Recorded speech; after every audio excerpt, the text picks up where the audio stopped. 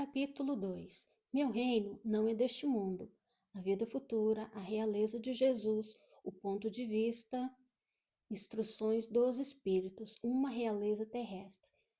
Item 1. Tendo entrado de novo no palácio e feito ver Jesus à sua presença, perguntou-lhe: És o rei dos judeus? Respondeu-lhe Jesus: Meu reino não é deste mundo. Se o meu reino fosse deste mundo, a minha gente houvera combatido para impedir que eu caísse nas mãos dos judeus. Mas o meu reino ainda não é aqui. Disse-lhe então Pilatos: És, pois, rei?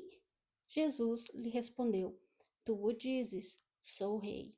Não nasci e não vim a este mundo senão para dar testemunho da verdade. Aquele que pertence à verdade escuta minha voz. Abre parênteses, João, capítulo 18, versículos 33, 36 e 37. Fecha parêntese. A vida futura. Item 2.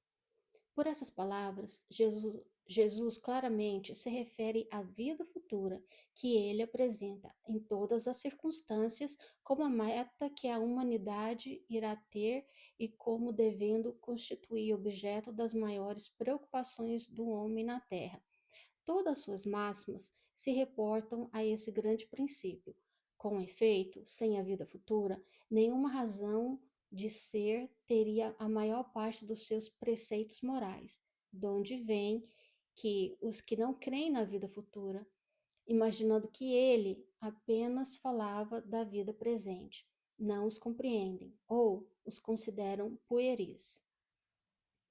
Esse dogma pode, portanto, ser tido como o eixo do ensino do Cristo, pelo que foi colocado num dos primeiros lugares à frente desta obra. É que ele tem de ser o ponto de mira de todos os homens. Só ele justifica as anomalias da vida terrena e se mostra de acordo com a justiça de Deus. Item 3. Apenas ideias muito imprecisas tinham os judeus acerca da vida futura. Acreditavam nos anjos, consideravam os seres privilegiados da criação. Não sabia, porém, que os homens podem um dia tornar-se anjos e partilhar da felicidade destes. Segundo eles, a observância das leis de Deus era recompensada com os bens terrenos, com a supremacia da nação a que pertenciam, com vitórias sobre os seus inimigos. As calamidades públicas e as derrotas eram o castigo da desobediência àquelas leis. Moisés não pudera dizer mais do que isso a um povo pastor e ignorante, que precisava ser tocado, antes de tudo, pelas coisas deste mundo. Mais tarde, Jesus lhe revelou que há outro mundo, onde a justiça de Deus segue o seu curso. É esse o mundo que ele promete aos que cumprem os mandamentos de Deus, e onde os bons acharão sua recompensa. Aí, o seu reino, lá é que ele se encontra na sua glória e para onde voltaria quando deixasse a terra. Jesus, porém, conformando seu ensino com o estado dos homens de sua época, não julgou conveniente dar-lhes completa luz, percebendo que eles ficariam deslumbrados, visto que não a compreenderiam. Limitou-se a, de certo modo, apresentar a vida futura apenas como um princípio, como uma lei da natureza, a cuja ação ninguém pode fugir. Todo cristão, pois, necessariamente, crê na vida futura, mas a ideia que muitos fazem dela é ainda vaga, incompleta e, por isso mesmo, falsa em diversos pontos. Para grande número de pessoas, não há, a tal respeito, mais do que uma crença, balda de certeza absoluta, donde as dúvidas e mesmo a incredulidade.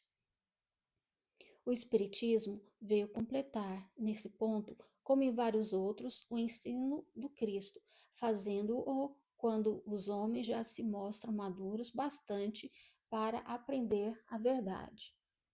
Com o Espiritismo, a vida futura deixa de ser simples artigo de fé, mera hipótese, torna-se uma realidade material, que os fatos demonstram, porquanto são testemunhas oculares os que descrevem nas suas fases todas e em todas as suas peripécias, e de tal sorte que, além de impossibilitarem qualquer dúvida a esse propósito, facultam a mais vulgar inteligência a possibilidade de imaginá-la sob seu verdadeiro aspecto, como toda a gente imagina um país cuja pormenorizada descrição leia.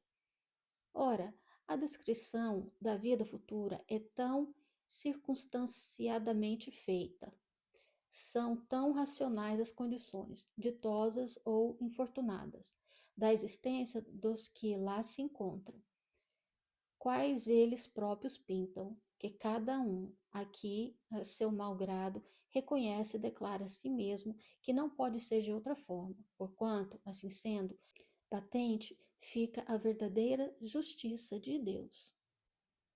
A realeza de Jesus. Item 4. Que não é deste mundo o reino de Deus, todos compreendem, mas também na terra não terá ele uma realeza?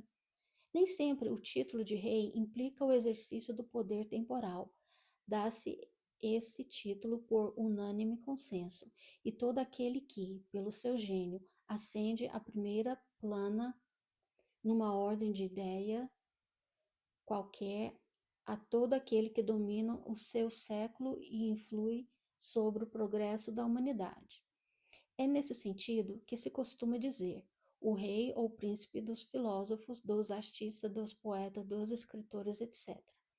Essa realeza, oriunda do mérito pessoal, consagrada pela posteridade, não revela, muitas vezes, preponderância bem maior do que a que cinge a coroa real?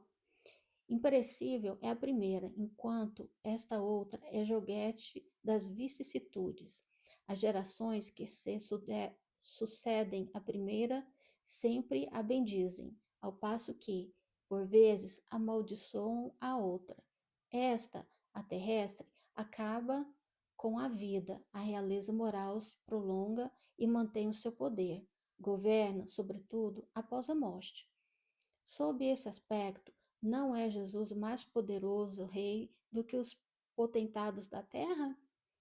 Razão, pois, lhe assistia para dizer a Pilatos, conforme disse, abre parêntese, sou rei, mas o meu reino não é deste mundo, fecha parêntese. O ponto de vista. Item 5. A ideia clara e precisa que se faça da vida futura proporciona inabalável fé no porvir. Fé que acarreta enormes consequências sobre a moralidade dos homens, porque muda completamente o ponto de vista sob o qual encaram eles a vida terrena.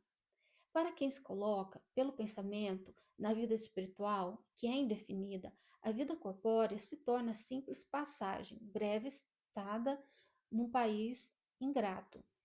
As vicissitudes e tribulações nessa vida não passam de incidentes que ele suporta com a paciência, para sabê-las de curta duração, devendo seguir-lhes um estado mais ditoso. A morte nada mais restará de aterrador, deixa de ser a porta que se abre para o nada e torne-se a que se dá para a libertação, pela qual entra o exilado numa mansão de bem-aventurança e de paz.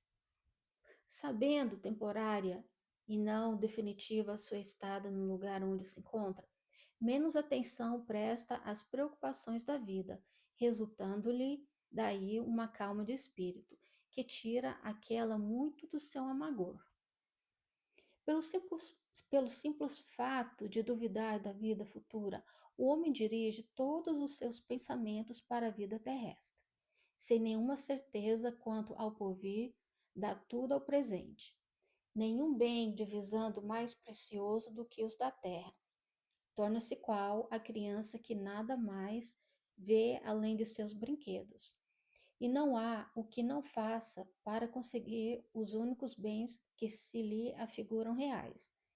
A perda do menor deles lhe ocasiona causticamente pesar, um engano, uma decepção, uma ambição insatisfeita, uma injustiça de que seja vítima.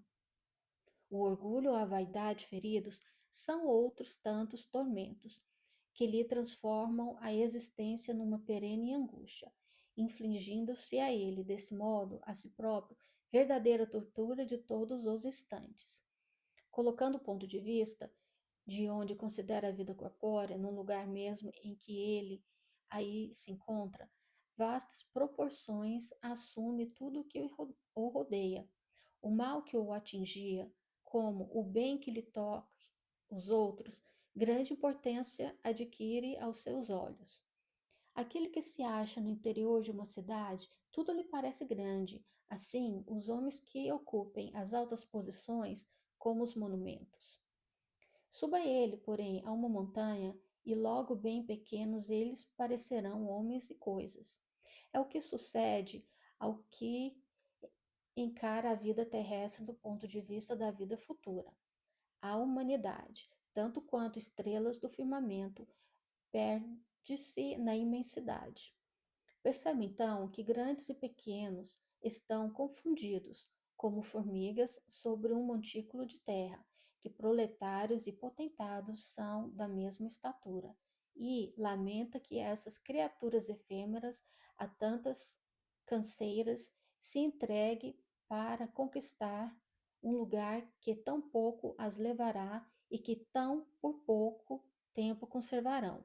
Daí se segue que a importância dada aos bens terrenos está sempre em razão inversa da fé na vida futura. Item 6. Se toda a gente pensasse dessa maneira, disser-se-ia, tudo na terra periclitaria, porquanto ninguém mais se ocuparia com as coisas terrenas. Não, o homem instintivamente procura o seu bem-estar e, embora certo de que só por pouco tempo permanecerá no lugar em que se encontra, cuida de estar aí o melhor ou menos mal que lhe seja possível. Ninguém há que, quando em um espinho debaixo de sua mão, não a retire para não picar. Ora, o desejo do bem-estar força um homem a tudo melhorar, impelindo o que é pelo instinto do progresso e da conservação, que está nas leis da natureza. Ele, pois, trabalha por necessidade, por gosto e por dever, obedecendo, desse modo, aos desígnios da providência que, para tal fim, o pôs na terra. Simplesmente, aquele que se ocupa com o futuro não liga ao presente mais do que relativa importância e facilmente se consola dos seus insucessos, pensando no destino que o aguarda. Deus, consequentemente, não condena os gozos terrestres. Condena, sim, o abuso desses gozos, em deprimento das coisas da alma. Contra tais abusos é que se premunem os que a si próprios aplicam estas palavras de Jesus: Meu reino não é deste mundo. Aquele que se identifica com a verdade futura assemelha-se ao rico que perde sem emoção uma pequena soma. Aquele cujos pensamentos se concentram na vida terrestre assemelha-se ao pobre, que perde tudo o que possui e se desespera. Item 7. O Espiritismo dilata o pensamento e lhe rasga horizontes novos, em vez dessa visão acanhada e mesquinha que o concentra na vida atual, que faz do instante que vivemos na Terra único e frágil eixo de porvir eterno. Ele, o Espiritismo, mostra que essa vida não passa de um elo no harmonioso e magnífico conjunto da obra do Criador. Mostra a solidariedade que conjuga todas as existências de um mesmo ser, todos os seres de um mesmo mundo e os seres de todos os mundos. Faculta, assim, uma base e uma razão de ser a fraternidade universal, enquanto a doutrina da criação da alma, por ocasião do nascimento de cada corpo, torna estranhos uns aos outros todos os seus seres. Essa solidariedade entre as partes de um mesmo Toda explica o que inexplicável se apresenta, desde que se considere apenas um ponto.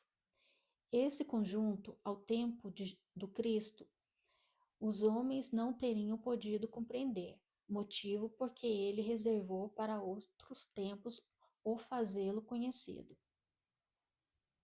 Instrução dos Espíritos, uma realeza terrestre.